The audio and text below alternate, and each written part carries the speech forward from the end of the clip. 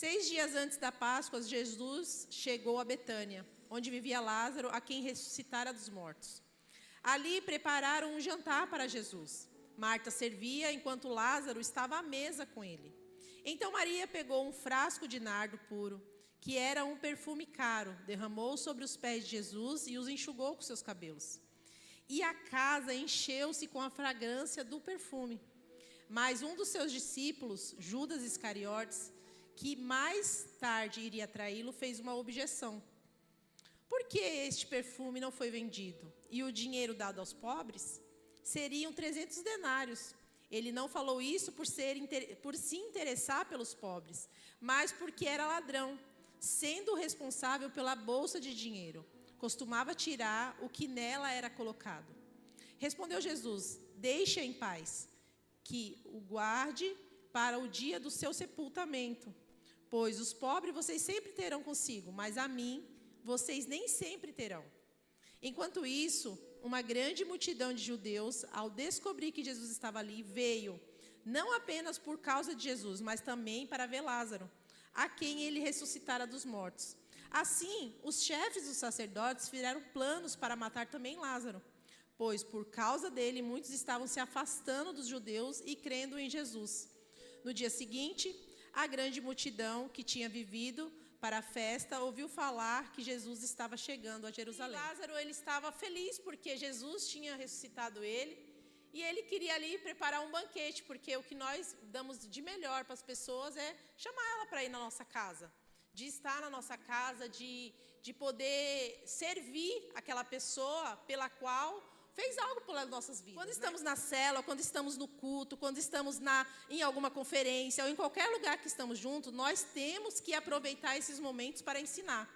E Jesus fazia isso, ele aproveitava cada momento da vida dele, aqui na terra, para estar ensinando os discípulos, para que eles soubessem que quando eles precisassem de algo, Jesus já teria passado aquilo para eles. Eu trouxe três pontos que eu acho importante quando nós estamos na mesa com Jesus, que nós podemos aprender com isso. Quando estamos na mesa, nós temos comunhão.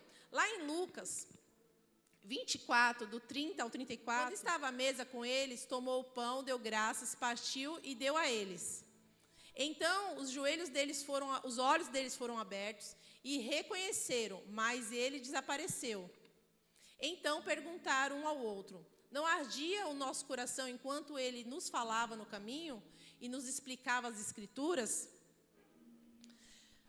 Imediatamente levantaram-se e voltaram para Jerusalém. Ali encontraram os 11, os quais estavam com eles reunidos, que diziam: é verdade, o Senhor ressuscitou e apareceu a Simão. Amém? Tem momentos que estaremos juntos na mesa para ter comunhão uns com os outros. Não podemos perder a oportunidade de estar juntos. Aqueles homens não sabiam que era Jesus, mas eles gostavam de conversar com ele sobre o que estava acontecendo. Eles estavam no caminho, o coração deles queimava, eles sentiam algo diferente, mas eles não viam que era Jesus. E eles não sabiam, eles estavam tão apaixonados por aquelas conversas que eles queriam estar ali aquele todo o tempo. Alguma vez você já iniciou uma conversa e não queria que acabasse, de tão gostava que estava de conversar? Você parou para conversar com alguém da igreja, um irmão, e você levou para sua casa e você vai conversando, que você não quer que aquela conversa acabe, porque está tão gostoso, está tão algo que está te trazendo um crescimento tão grande para dentro de você, que você não quer parar de conversar sobre aquilo. Então, Jesus estava ali falando e queimava os corações deles, e eles não queria que aquilo acabasse. No entanto, que quando Jesus vai à frente, eles falam: não, por favor, vem, entra na nossa casa, já está tarde. E aí Jesus entra e tem comunhão com eles ali. Aqueles homens estavam conversando com Jesus e não queria que ele fosse embora, porque por mais que eles não reconhecessem que ele era Jesus, eles sentiam a presença de Jesus. Lá em Mateus 18, 20, pois onde se reunirem 2 ou 3 em meu nome, ali estou no meio deles. Então, Quando nós estamos reunidos, Jesus está ali com a gente. Jesus está ali participando da conversa, está ouvindo tudo. Por isso que nós não podemos perder o nosso tempo de ficar conversando sobre coisas que não vai edificar nada. Nós temos que aproveitar os momentos que estamos juntos para poder edificar a vida um do outro. Para que as pessoas elas possam saber que Jesus, Ele nos transforma e muda as nossas vidas. Segundo, quando estamos na mesa, somos repreendidos e ensinados. Em Marcos 2, do 15 ao 17. Aconteceu o quê? Enquanto Jesus estava reclinado à mesa, na casa de Levi, muitos publicanos e pecadores comiam com ele e os seus discípulos, pois havia muitos que o seguiam. Quando os mestres da lei, que eram fariseus, o viram comendo com pecadores e publicanos, perguntaram aos discípulos de Jesus: por que ele come com publicanos e pecadores? Ouvindo isso, Jesus lhe disse: não são os que têm saúde que precisam de médico, mas sim os doentes. Eu não vim para chamar justos, mas pecadores. Jesus estava na mesa com qualquer pessoa, porque ele queria mostrar que aquela pessoa também era importante para Deus. Jesus, ele quer ter comunhão com todos nós, porque ele quer nos mostrar que nós somos importantes e que nós somos capazes de ir além. Jesus consegue enxergar em nós algo que nós não conseguimos enxergar. Então, Jesus estava com aquelas pessoas porque ele se compadecia delas e queria que elas também conseguissem enxergar a capacidade que elas tinham de ir além, de avançar, de ser pessoas melhores, às vezes elas eram menosprezadas porque não tinham conhecimento, menosprezadas porque eram deficientes, menosprezadas porque viviam no pecado. E Jesus queria mostrar para elas que elas eram capazes. Estando ali na mesa, na casa, ensinou aos fariseus que eles precisavam ser humildes, porque eles tinham conhecimento, mas não tinham prática daquilo que ensinava. Do que adianta a gente ter tanto conhecimento, da gente saber o que tem que ser feito e a gente não praticar aquilo? Não adianta de nada. Então, nós precisamos aprender, ouvir e praticar aquilo, né? Então, nós, estar na mesa, nós não podemos somente... Nós vamos estar ali aprendendo, sendo ensinado, nós não podemos só ouvir e não praticar aquilo. Né? A palavra de Deus diz que nós temos que amar uns aos outros, que nós temos que respeitar uns aos outros, que nós temos que compartilhar aquilo que nós temos, que nós temos que ajudar aquele que está necessitado, que nós temos que entregar aquilo que nós temos ao Senhor. Porque nós não tínhamos nada, que nem o pastor Marcelo falou, nós não tínhamos nada e hoje nós temos tudo. Quando nós estamos na mesa, nós vamos ser repreendidos e ensinados. Então, não fique chateado quando alguém te falar alguma coisa da palavra de Deus, te levar a crescer, porque a gente não quer ser repreendido, ninguém quer ser ensinado. A gente já acha que a gente sabe de tudo, a gente já cresceu, já é maduro, já é casado, por que a gente quer que alguém fique falando alguma coisa na nossa vida, né? Mas é o Senhor, Ele vê potencial em nós, Ele vai usar pessoas para falar com você, para fazer você crescer, para fazer você amadurecer. Terceiro e último, quando estamos na mesa, somos curados. Lá em João 21:15 ao 17. Depois de comerem, Jesus perguntou a Simão Pedro: Simão, filho de João, você me ama? Mais do que estes? Ele disse: sim, Senhor, tu sabes que te amo. Jesus disse: cuide dos meus cordeirinhos. Novamente Jesus disse: Simão, filho de João, você me ama? Ele respondeu: sim, Senhor, tu sabes que te amo. Jesus disse: pastorei as minhas ovelhas. Pela terceira vez, ele lhe disse: Simão, filho de João, você me ama? Pedro ficou triste porque Jesus lhe perguntou pela terceira vez: você me ama? E lhe disse: Senhor, tu sabes todas as coisas e sabes que te amo. Jesus lhe disse: cuide das minhas ovelhas. Pedro estava desistido e triste por ter negado Jesus, e o que ele fez durante esse tempo, ele voltou a fazer o que fazia antes, que era pescar. Quantas vezes a gente comete um erro e a gente, em vez de pedir perdão ao Senhor e continuar a caminhada, a gente não volta a fazer o que a gente fazia antes. A gente vai para as baladas, a gente vai se drogar, a gente vai beber, a gente vai fazer aquilo que a gente fazia antes. Porque a gente está tão envergonhado por ter feito algo de errado que a gente acha que não tem mais solução para as nossas vidas. Se a gente não tomar cuidado, se a gente não perceber, quando a gente achar que a gente está de pé, a gente já está caído. Então, por isso que eu falei para as meninas lá no curso que a gente está fazendo de mulheres, eu falei para elas, nós temos que orar para que o Senhor esteja guardando a nossa mente e o nosso coração. Porque nós não podemos pensar que estamos de pé e achar que nós somos maduros o suficiente para caminhar sozinho, que nós não estamos maduros para isso. Nós precisamos de alguém, nós precisamos de pessoas ao nosso redor para estar nos direcionando e nos mostrando qual é a direção. Se a gente não orar para Deus guardar o nosso coração, o inimigo vem e planta semente. E planta semente na nossa mente que quando a gente notar, a gente já está caído. E aí, para voltar, é muito difícil, porque a vergonha é muito grande e nós não queremos, nós lutamos para não querer voltar. Mas Jesus, Ele conhece o nosso potencial e sabe como somos importantes para Ele. E o que Jesus faz? Prepara um banquete, uma fogueira e uma conversa misteriosa, eu coloquei aqui. Jesus preparou ali para Pedro uma fogueira, pegou uns peixes e uma conversa. Falou assim, agora eu vou ter uma conversa misteriosa com Pedro. Quero ver se ele está disposto mesmo a me amar. Né? E ele faz aquela pergunta que nós mesmos temos até medo que ele faça por nós, né? Jesus, Pedro, tu me amas?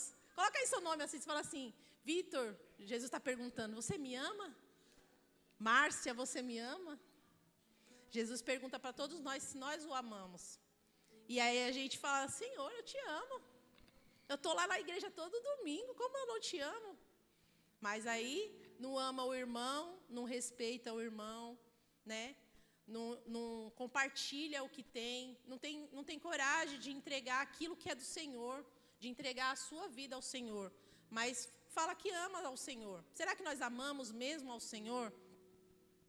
Ao invés de falar Pedro, né? Nós temos que colocar o nosso nome e falar assim, Daniele, tu me amas? Jesus está perguntando para mim se eu o amo, se eu estou disposta a abrir mão de tudo. E pergunta para cada um de nós se nós amamos o Senhor. Jesus, Ele te chamou não para você fazer o que você fazia, porque Ele te deu um chamado e Ele quer que você cumpra esse chamado. Jesus não te chamou à toa, não chamou para você ficar aqui fazendo nada. Ele te chamou porque Ele tem um propósito na sua vida, Ele te deu talentos. Ele te deu coisas na sua mão, porque Ele sabe que você é capaz de fazer. Então, nós temos que amar ao Senhor e fazer aquilo que foi chamado, aquilo que o Senhor nos chamou, para nós adorarmos, para nós ensinar, para nós, compartilhar com os nossos irmãos aquilo que o Senhor nos deu. Nós não éramos nada, nós sabíamos nada, nós não falávamos nada. Eu não falava em público, irmãos. Eu não ministrava no microfone, eu não fazia nada e hoje eu faço. Por quê? Porque o Senhor me capacitou e me mostrou que eu sou capaz de fazer isso, de compartilhar aquilo que o Senhor fez na minha vida e que vocês podem fazer também. Então o Senhor, Ele te deu um chamado e você não pode olhar para trás e falar assim, eu não quero mais. E agora? Como que você vai se apresentar diante do Senhor quando Ele voltar? Você vai falar o que para Ele? Eu não fiz porque fulano de tal fez isso comigo e eu não quis mais. O Senhor não quer saber, Ele te deu um chamado. E você tem que cumprir aquilo que foi chamado, que foi proposto para você. Você aceitou. Quando nós entregamos a nossa vida ao Senhor, a nossa vida não é mais nossa, é do Senhor. Né? Como diz aquele louvor, Ele me deu um destino, uma capa e um pouco de vinho. Ele me deu unção, cajado e pão. O Senhor já entregou na sua mão. Cada um aqui, independente, se você é jovem, criança, você já aceitou Jesus, o Senhor já entregou na sua mão tudo isso. Ele ungiu você para que você cumprisse o chamado, para que você ganhasse vida, para que você fosse pessoas usadas como instrumento de Deus para gerar uma geração nova, uma geração que vai levar o nome do Senhor. Nós temos uma responsabilidade. O Senhor não nos chamou à toa. Ninguém aqui está aqui à toa, por nada. Todos nós temos um chamado. Jesus, Ele quer nos curar. Mas para isso acontecer, tem que haver arrependimento. Cada vez que Jesus perguntava para Pedro, Pedro, tu me amas? Ele ia sendo curado. Sabe por quê? Porque Deus ia perguntando para ele, Pedro, tu me amas? E Pedro provavelmente pensava, nossa, eu amo o Senhor, mas por que eu fiz isso? E daí Jesus perguntava para ele, Pedro, tu me amas? E ele falava assim, nossa, eu amo o Senhor, por que eu voltei a pescar? Eu sempre amei Ele, eu estava com Ele o tempo todo, eu vi Ele curando, eu vi Ele fazendo milagres, eu vi Ele fazendo tudo. Eu amo o Senhor. E por que eu voltei a fazer o que eu fazia antes? Estou retrocedendo em vez de avançar. Não permita que o inimigo engane a sua mente e o seu coração. E tire de você aquilo que é mais precioso para Deus, que é a sua vida servindo ao Senhor no altar. quando nós fazemos algo que nós deixamos para trás as coisas do Senhor, para retornar, nós precisamos passar por isso. Nós precisamos se humilhar diante de Deus. Nós vamos ficar envergonhados por aquilo, porque nós não queremos matar a nossa carne. Nós não queremos que as pessoas nos olhem, ninguém vai te julgar. Mas só que nós vamos ficar envergonhados e humilhados.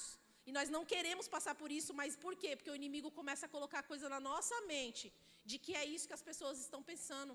E isso não é uma verdade, porque o Senhor, Ele quer que a sua vida seja entregue ao altar para servir a Ele. Independente, o Senhor, Ele quer que você esteja aqui servindo, que Ele quer que você continue fazendo aquilo que Ele te deu para fazer. O seu melhor, aquilo que Ele entregou na sua mão. Se é pregar, se é cantar, se é louvar, se é ajudar, se é socorrer, alguém é socorrer.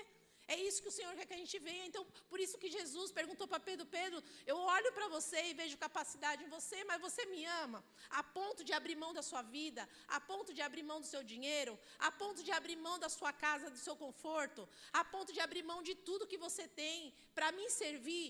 É isso que o Senhor está perguntando, se nós amamos Ele a ponto de fazer tudo isso. No vídeo falava assim, que o pastor obriga as ovelhas a escolher o emprego que ele quer. Que o pastor obriga as ovelhas a fazer o que ele quer. E que ela estava opressiva, muito, tipo assim, um vídeo falava, não era a pessoa, tá? Que ela se sentia uma opressão por ter que fazer o que a igreja queria. E que ela não tinha vida. Eu falei, meu Deus, será que nós estamos ensinando isso? Eu acho que quando nós falamos para vocês que vocês precisam escolher um emprego melhor, é para que vocês não se percam. É para que vocês não deixem a sua visão fora disso. Eu já trabalhei. Eu trabalhava todos os domingos. Tinha meses que eu trabalhava 3 domingos seguidos. E eu sei como que é você não vir para a igreja.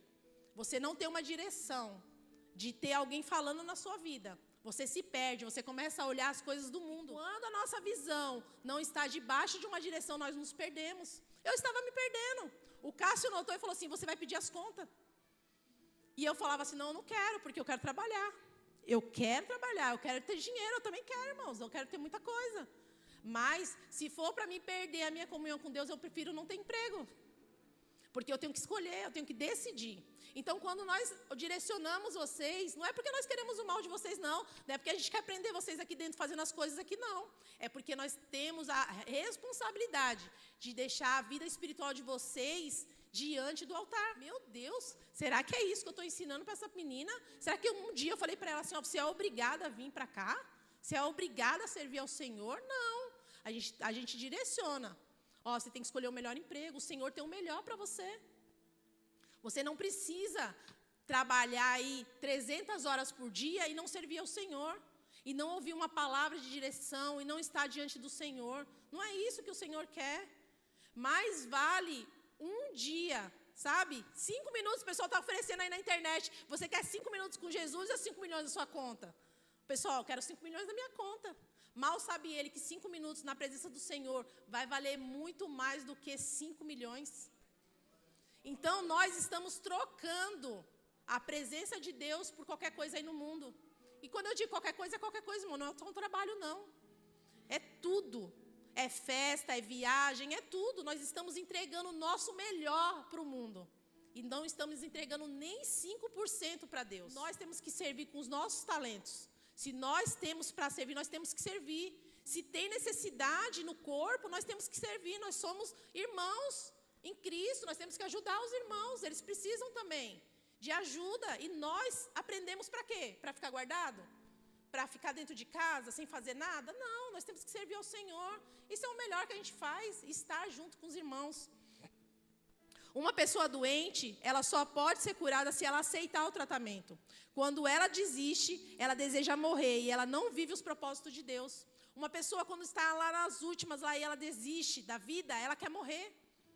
E o Senhor, Ele quer nos curar para que a gente não morra, sem cumprir o propósito dEle na nossa vida. Sem que você cumpra o seu propósito, você tem pessoas para ganhar.